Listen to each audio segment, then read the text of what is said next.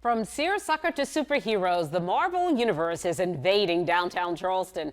A brand new landmark chapter in the multi-million-dollar X-Men franchise kicks off on the pages of a new comic book set partially in Charleston.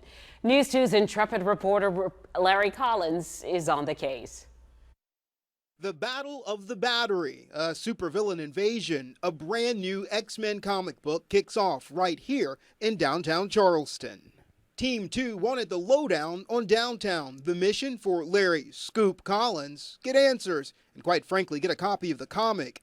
Easier said than done, because in just a week they flew off the local shelves faster than a speeding bullet. So our intrepid reporter went to this man, a mild-mannered comic book store owner by day, but when Team 2 calls, he becomes the expert. It's tying in with the big Marvel original sin idea. And the general idea is that, secrets from the past only stay buried for so long. Why wouldn't a story about the past be birthed in historic Charleston? And your first panel starts off with a couple who are staying at a bed and breakfast at the Battery in Charleston, South Carolina. One of those big alien attacks happens, and she gets zapped by a laser, killed instantly. And while all this is going on, the building behind him is destroyed. Destroying Charleston? Well, at least we are now in the very profitable Marvel spotlight, if just for a few pages.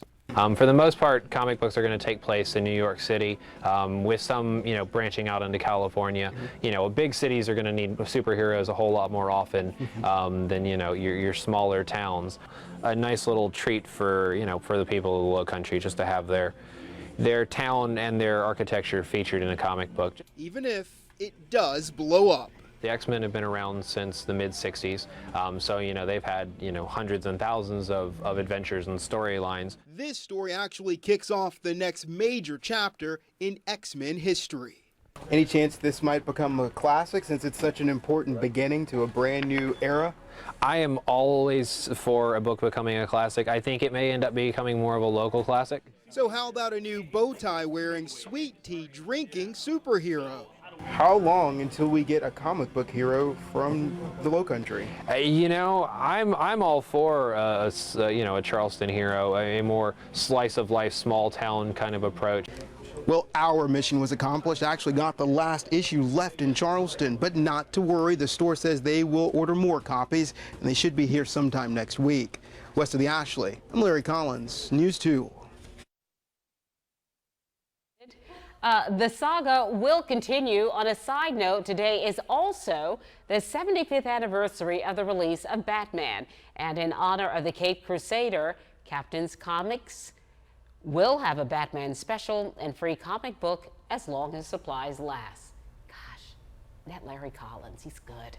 Yeah. All right, we're going to find out how things are shaping up in the forecast. Don't you want to be animated? Right? Chrissy? He looks so cool when he's animated. You've got bright colors on your map. Right? Not that Larry's not cool all the time, but he's even cooler when he's animated. Yeah. So, yeah. All right. Larry, we're going to need you to work on that. Carolyn and I want to be animated too. Yeah, we want that. As we